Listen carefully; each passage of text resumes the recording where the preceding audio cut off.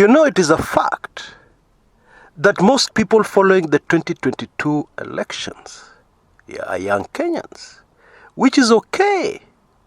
But these young Kenyans do not understand a lot of things about our politics.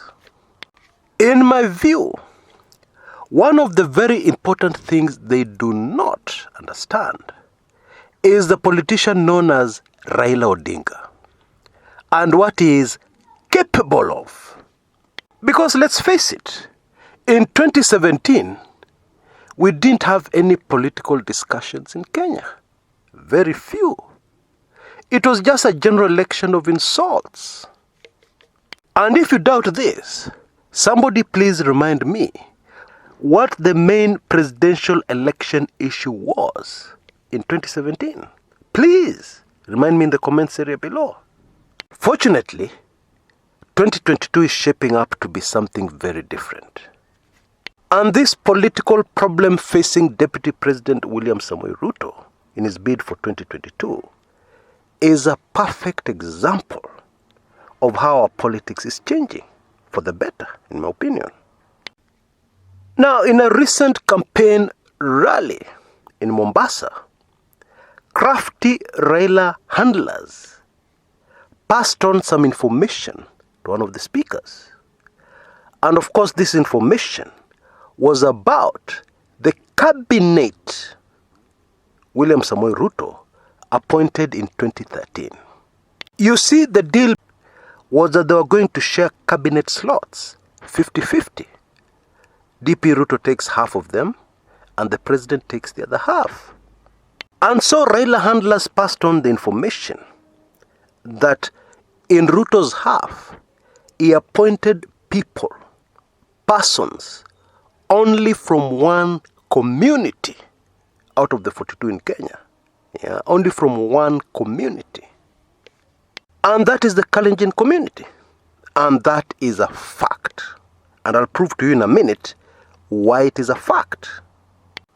And he left the business of regional balancing to President Uhuru Kenyatta's half. Now, logically speaking, I can see the sense behind this move. That is from a political point of view. You see, the Kalenjin community are not easy to satisfy. And with opposition breathing down the president's neck, I can see how it was very easy for the president to accept this unacceptable situation, because he needed to be sure of support from the Rift Valley during his presidency. Now, I know a lot of you will not like what I'm saying, but this is real politics. The Ruto administration in 2013 had to make very sure that the Rift Valley was fully behind this presidency, and therefore half the cabinet from the Rift Valley. However, in the eyes of the Kenyan voter, especially those who are not from the Rift Valley, how now? How could they have done that? And I'm afraid, as far as DP Ruto supporters are concerned, this has boomeranged very badly on somebody who wants to be our president in 2022. That revelation in Mombasa last week, craftily handed over to one of the speakers, by Raila people, has done a lot of damage on the deputy president. I promised earlier to prove to you why it is a fact. And the proof is how fast and dramatically the deputy president has responded to that particular issue. And what he has done is to drop, this is the official story, many of his Kalenjin handlers, and he has replaced them with handlers from right across the country, from different communities. The whole idea is to give the DP Ruto camp a more nationalistic outlook. Now, strategically, it is not a good idea for a presidential candidate or even a candidate for any political seat to make public the names, the identities of his close advisors. And there are many reasons, but the most obvious is that somebody who knows these characters, who is an opponent, a political opponent to the deputy president, will very easily read the strategy and the moves that the deputy president brings to the table. Because if you know somebody, you know what they're going to advise the deputy president to do. In this political battle for the presidency in 2022, so because of that, we can safely assume that these names being thrown forward, showing a national outlook, are fake. The real advisors and handlers of the deputy president remain the same. And of course, they don't all come from the Rift Valley. Definitely not. Although a sizable number do. For the simple reason, you need people you can trust. And in Kenyan politics, we tend to trust people from our own community. That is the reality. But in my view, the deputy president still has a very big problem. And some of you will be surprised with what I'm about to say next. His problem is that the ghost of the late President Daniel Toroitich Arap Moi will invade the deputy president's camp. Let me explain. Older Kenyans will remember how we used to feel when President Moi used to announce his cabinet. Key dockets were always dominated by people from the Rift Valley. And many of these fellows appointed to cabinet positions were known to be the most corrupt. But there was nothing we could do about it. The only thing we were left to do was to tingiza, KANU ni mama na baba, tingiza, unaongoza vyema Rais Moi, mtukufu Rais Moi, baba na mama wa Kenya. Oh yes, that was the situation. In those dark days, if you dared bring up this issue, it quickly became a matter of state security. You'd be quickly picked up by them boys.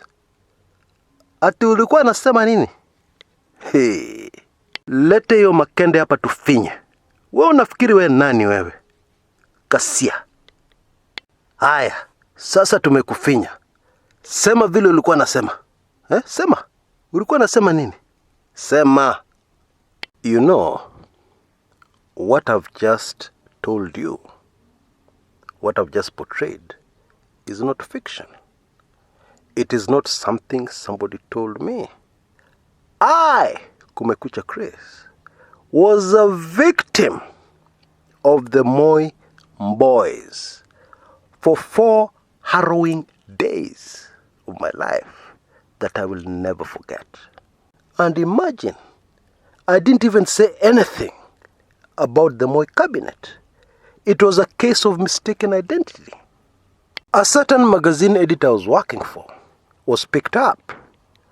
And akifinywa hizo vitu, the name that came to his mouth happened to be mine.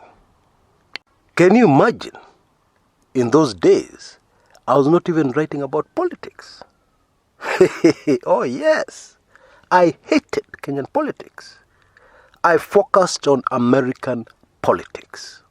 But looking back today, I firmly believe what many people believe, that nothing happens in this life without a reason. Because I believe that is one experience that pushed me into being a political activist, journalist. In those days, I was just a very young man straight out of school. And I remember what my late political lecturer told me when I finally managed to place a call to him. He was still a very senior officer in the police. And therefore, I had the privilege of being allowed to come out of the cells to speak to him on phone. And my dad was so principled that he had a history before that of letting his own blood brother go to prison when he had power, kumaliza hiyo maneno, but his conscience did not allow it. And now it was his own son, and I could hear the emotion in his voice. He said, "My son, had you stolen, had you even been involved in a robbery with violence case, had you even murdered, maybe there's something I would have done. But now, you are a danger. You're a suspect. You're suspected of being a danger to the security of the state. There's nothing I can do about that. There is nothing anybody alive can do about that except the president himself." I went back to the cell telling myself, "Chris, you're done." And this was confirmed minutes later when the boys arrived at that particular police station cell at high speed, tires screeching, and moved me to another police station. The whole idea was to completely make sure there is absolutely no contact between you and anybody out there in the world. Behind every dark cloud, bringing in a major storm, there is a silver lining. Because I was a celeb, I had many visitors, even senior police officers, and I would hear them talk. "Afande, huyu ndo ule jamaa, ule jamaa anapinga Moi. Kijana, lakini unaona ndo huyu." And they'd look at me like a deadly lion in some orphanage, Nairobi National Park orphanage. "Oh, huyu ndo ule jamaa. This guy has balls. Kijana lakini mjasiri kweli. Huyu ndo anajaribu. Ebu niende nikunywe chai, nitarudi kumwangalia tena." Afande, huyu ni mwanaume kamili.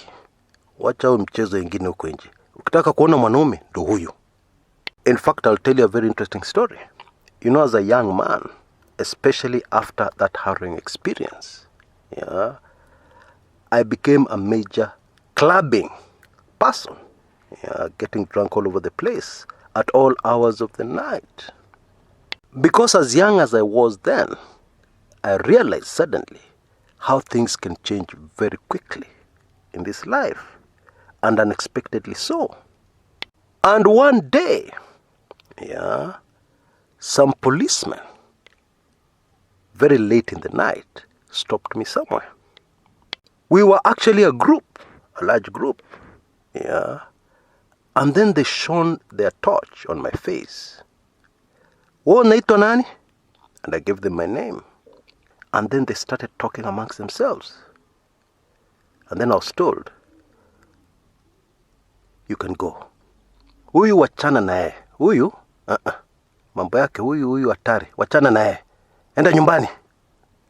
And the other people I was with were dealt with very harshly. Many of them ended up being visitors of the state for the whole weekend. You see, cops never forget faces. And I've just told you I had very many cop visitors. Anyway, forgive me for ranting on and on and on. Let's get back to our issue today. The Moi era cannot be quickly forgotten. And I'll tell you something else. In the Mount Kenya region, we still have a lot of older Kenyans who are going to be voters in 2022, God willing. Yes, it is true that the majority are younger Kenyans. They don't remember. They were not around during the Moi era. However, these young people look up to these older people. These are opinion leaders in the region. And you can be sure that the bombshell that was released so casually in Mombasa is going to have a huge effect on the Mount Kenya region. Very huge. Bigger than you'd want to imagine.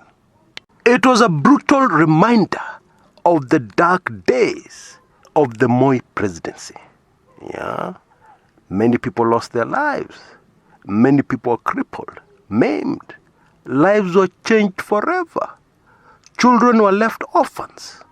It was serious business.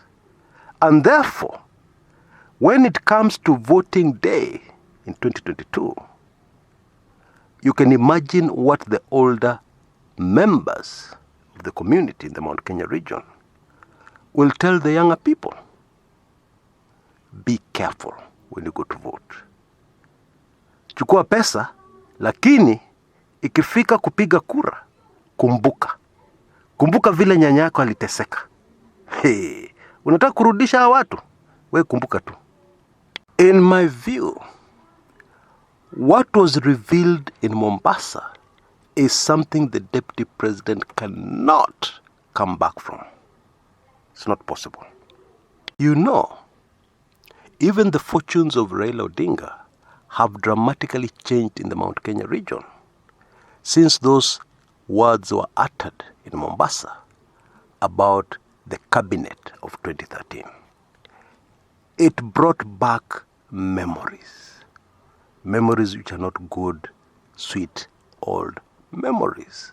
On the contrary, the kind of memories that make a chill go down your spine if you lived in this era. You know, it is human nature, yeah, and we even use it on our children.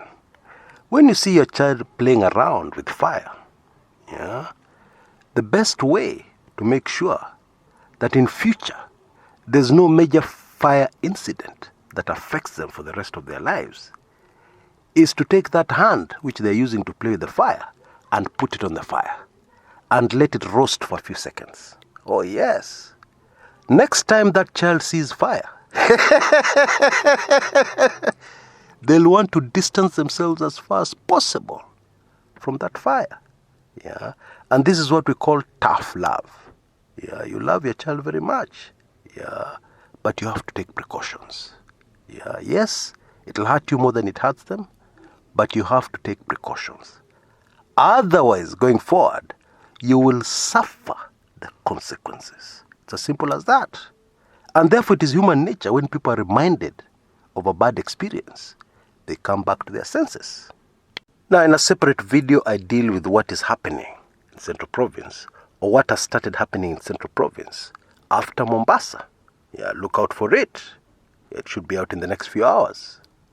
Indeed, when it is out, you'll see a link at the tail end of this video on the top right-hand corner of your screen. Look out for it. Hiyo ni video moto. Don't miss it. DP Ruto's half of the cabinet in the year 2013, and especially its composition. That issue. Now, I don't know what your opinion is.